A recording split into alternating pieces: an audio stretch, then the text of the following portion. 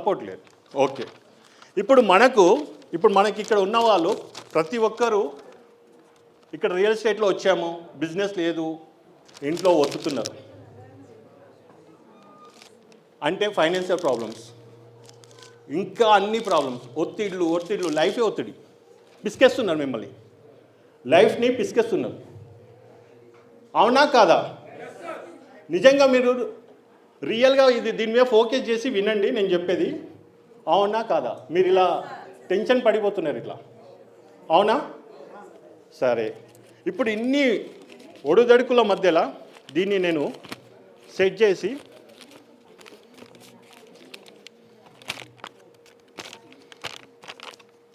ఇప్పుడు ఇది నించుందా లేదా చెప్పండి. ఎస్, ఎందుకని చెప్పండి సార్, ఎందుకని?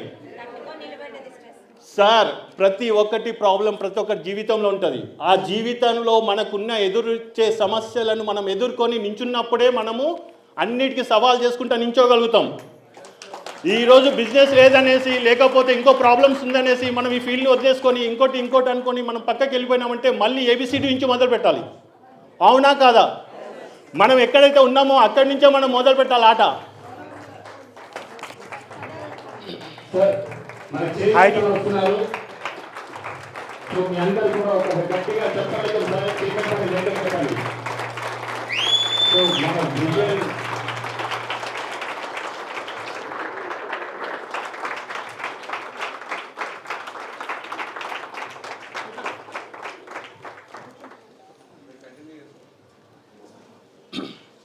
మనం ఏదైతే ప్రాబ్లమ్స్ అంటామో ఆ ప్రాబ్లమ్స్ ఇలా మనకు ఒత్తిడి అంటే ప్రతి ఒక్కటి లైఫ్లో ఇలా ఒత్తేస్తాము.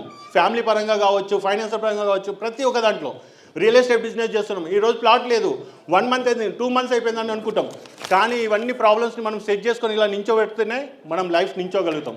ఒకటే దగ్గర నించోవాలి, ఒకటే దగ్గర నుంచో ఆట మొదలు పెట్టాలి, అక్కడనే కంప్లీట్ చేయాలి. కానీ ఇక్కడ మనం రావట్లేదు, ఇంకో ప్లేస్కి వెళ్దాం, ఇంకో ప్లేస్ నుంచి. మీరు ఎక్కడి నుంచి వెళ్ళినా కూడా ఏబిసిడి మళ్ళీ మొదలు నుంచి మొదలు పెట్టాలి. అది కరెక్ట్ కాదు.